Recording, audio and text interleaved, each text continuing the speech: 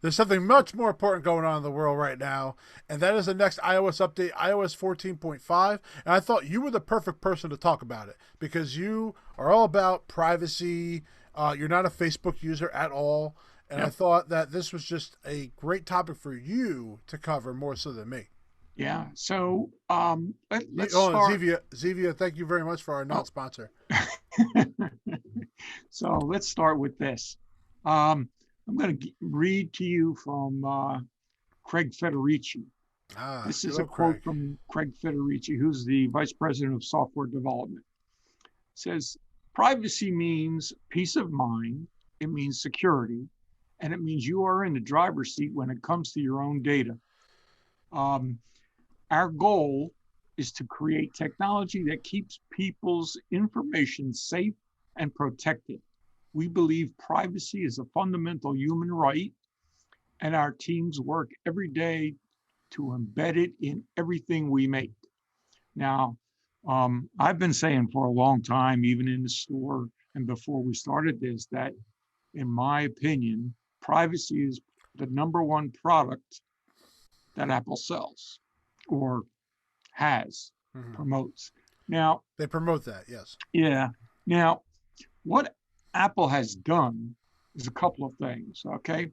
And they have a PDF that they have on their website that I believe we can put a link in. We'll have it in our show notes on And YouTube and in our podcast. Yes. it takes a father and a daughter scenario and walks through some things about how uh, his privacy is being gathered, or not his privacy, but his data. Now, what Apple has done on their app store, when you go to an app, it's going to show you each app. If you go down to, you scroll down, it's going to say app privacy, and it's going to show you the data used to track you in each app and what data is linked to you. Now, each developer is going to be required to publish this with every app. Now, that's not to say that some aren't going to do it, and those that don't adhere to it by a certain point are their app is going to be, I don't know if it's going to be removed, but it's going to be shut down from the App Store. At least that's what they're saying. Well, that is already like a requirement. They were supposed to have this ready to go. I think like iOS 14.2. Right. They already had it kind of ready to go. Yeah. Now I've looked at some, and it says no data available. Hmm. Also, now the big thing with this is also going to be once you download the app, you're going to get a splash screen. For example, that'll say, allow Facebook to track your activity across other companies' apps and websites. And it's going to say, ask app not to track or to allow. So this is either allow or don't allow. My caution here is read these splash ups. Yep. Okay. You get them all the Um, time, especially the first time you open an app for the first time. You yes. get a splash up for everything. And a lot of people just hit allow, allow, allow. Okay. And then they wonder why they're getting all these notifications and stuff like that. And that's why you don't read these things. Because also, in terms of notifications, there's a another one, depending on the app, that'll say allow only while using the app, which is the one that I kind of recommend. Right. So I'm going to talk a little bit about what this PDF shows, and what the scenario they're giving you. So what happens is the father is going to take his daughter to the park, and the morning, he goes on his computer and he looks at the weather to see, what it's going to be like. He reads the news. He goes to a map app and checks for traffic. And so then what happens is um, they go to the park. They decide they want to get some ice cream afterwards. So he pays for that ice cream with his credit card. And so to sum it up, what happens is all of this data is being accumulated. It's then from his device sent to servers and compiled together with his IP address, and then it's sold to third-party people that he's never contacted, or no one has ever asked him permission to do this. So what Apple is stressing here are four main items. One is data minimization, meaning that if you use the Apple apps, it's only going to collect a minimal amount of information to deliver what you need for a specific service. The second one is user transparency and control, making sure you know it's shared and how it is used.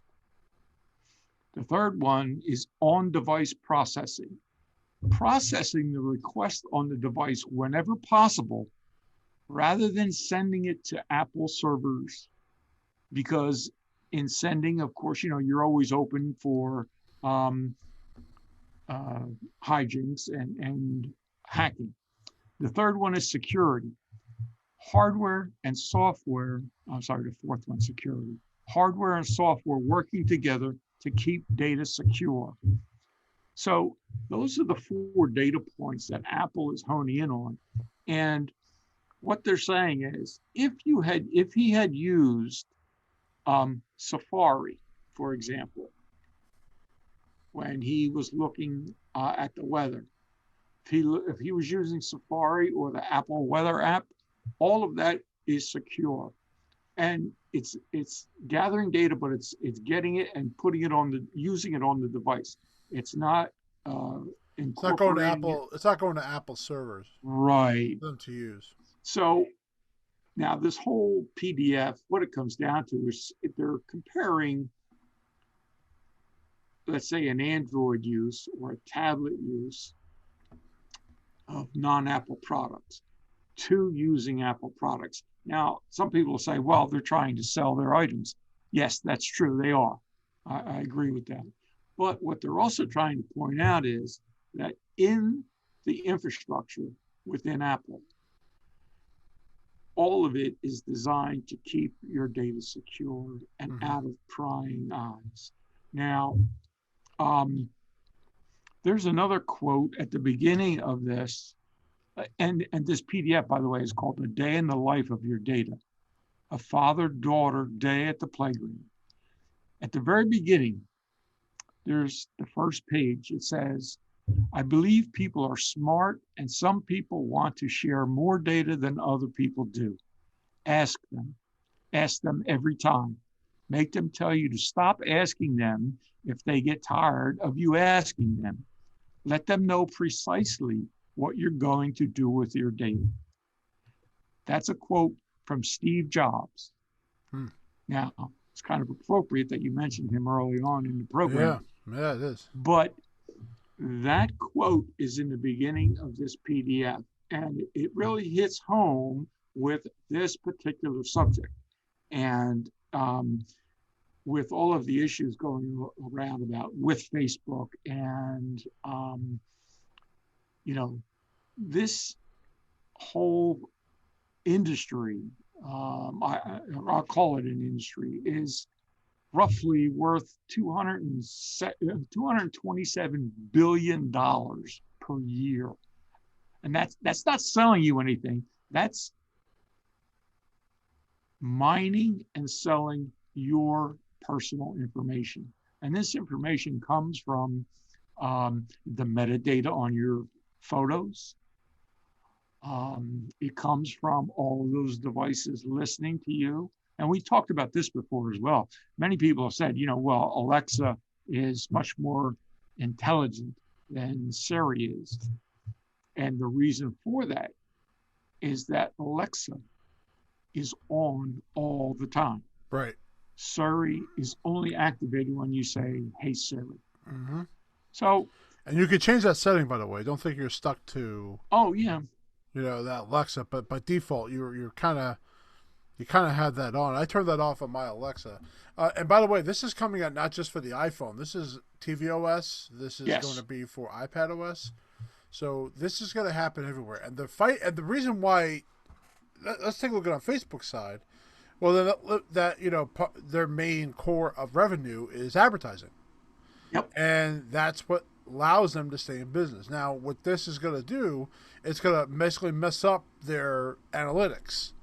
And what's going to happen is if someone who's a local business who needs to find the people in the area to promote to, people block that off, they can't do it. And what that does is that small business hurts. And that's what the argument is from Facebook. And Facebook's brought up, but there's a lot of people are going to be part of this. It's not just Facebook. Well, I, So my retort to that is, well,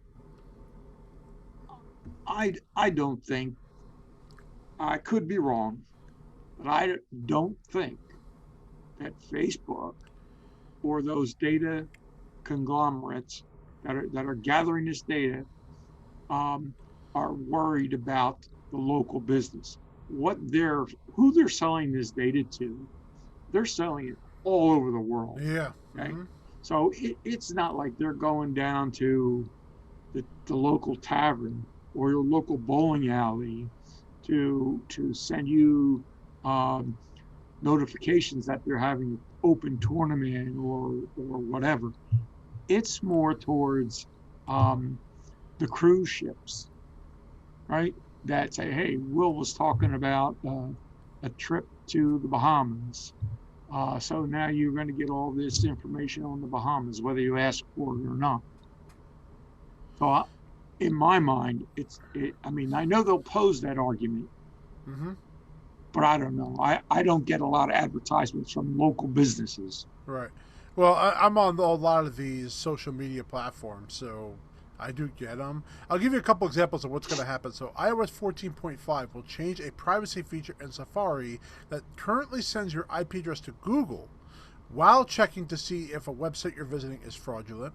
iOS 14.5, Apple will use a proxy, which a fraudulent website warning to ensure that your private information is not shared. So, basically, it's a phishing stoppage. Right. And the same thing is a new feature called App Tracking Transparency, which forces apps and websites to ask for your permission before they track your data across companies and apps and sites. So, that's why people are resistant to this change. So I'll be very curious when 14.5 finally hits how many downloads they get of that and how many people actually will read that and decide they don't want to do it.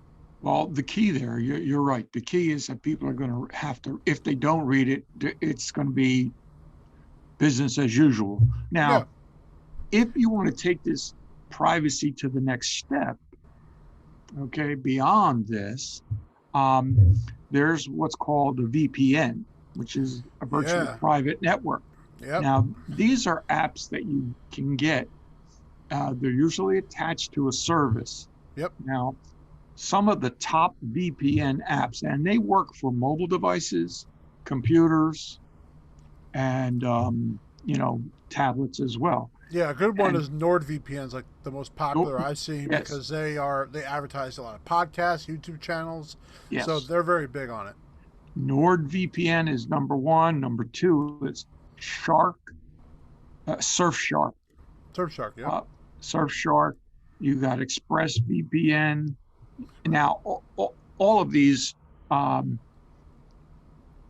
money. Okay. Yes, you pay for it, but that's your privacy right there. And yes. Also, there's a lot of sites you can get to that you normally wouldn't be able to get to because either your provider locks it out or it's not available in the United States. Things like that. Now, NordVPN is $3.71 a month if you subscribe for like 2 years. SharkSurf is $2.49 a month. And some of the differences, like NordVPN allows you 6 different devices. Oh. Surfshark is unlimited. Oh, look at that. They both have 24/7 tech support. Netflix libraries, and I'm not quite sure what these are, but NordVPN has 7. Surfshark has 15. I'm assuming that's overseas. Like if they might have different, uh, you know, I would say different like movies could be on different parts of Netflix around the world. Oh, okay. All So right. that's probably why they're talking about that. And then ad blockers, both have ad blockers. So, Now you have, and this takes effort, by the way. You have to actually access your VPN prior to browsing. yes. So make sure you understand that it's not on all the time. You have to do some work. Well, this is just another option for those people that are like, well, I'm really interested in this privacy. I understand what Apple is doing. I think it's good, or you don't think it's good, or you don't think it's enough. VPN is your next option. Yep. ExpressVPN is another one. And there's if you just do a browser search on them, you'll get a whole list of the top 10 for 2020. So Thank you, Frank. just wanted to bring that up. That's the security issue. Remember, stay private. Keep your private data private. Yeah, if you want your stuff to be private, all you got to do is say no to all these people. And nothing is going to change about your experience. And that's the key point here. Nothing will change about your experience. Now, if you don't allow location services, I get it. You don't allow Bluetooth, access to your photos, I get it. But for this, it's just simply stopping people from taking your stuff and using it and selling it. Because Apple will always say that the customers are not, what is it? The customers are not the product? Is that what it is? Yeah. Where Facebook, the customer is the product. Yeah. Apple will never say that we are the product. Now, a lot of people, you'll notice, even on Facebook, on Instagram, Craigslist, you can, like on Craigslist, I wanted to post something on Craigslist today. So it says, do you want to allow Craigslist to access your photo library? I said no. And then you can go and pick the photos that you want to load. Mm-hmm. So instead of allowing them access to all your photos, it's only those photos that you want of the item that you want to post. Mm-hmm. And that's what I did. So a lot of them are much the same way. You just have to take the time to do that. A lot of people don't want to do that. Right. Well, I hope they will. And I think, I seriously think they're going to do that. So let's hope. But that's our episode today. We wanted to kind of dive a little bit into that privacy thing because it's such a big deal right now. And it's coming out very soon. But we'll be back in about 2 weeks. We'll give you our feedback on the Today at Apple virtual sessions, and we'll see how they worked out. If we liked them, didn't like them, what they could improve on. And, stay tuned to our YouTube channel. We always have videos coming up all the time. And check out some old stuff. Frank, we did some follow-up videos on your numbers, man. Yeah, I know. I noticed it had a couple. It had 86 views. So I guess that's good. Yeah, I mean, I remember my Pages one was not getting that many views in the beginning because for some reason, I don't know if it was just reference, but it's the number 2 most watched video of anybody that looks up Apple Pages on YouTube. Oh, you must have called Zuckerberg. Oh, yeah. It was at the top of the list. Yo, I told him, I said, TLD has this little thing on the side for you. You know what that is? It's an autograph along with a TLD bear, and he absolutely fell in love. And he's like, he told me the other day that his children sleep with that bear every night and have wet dreams. Thank you very much for joining us for this podcast, for everybody.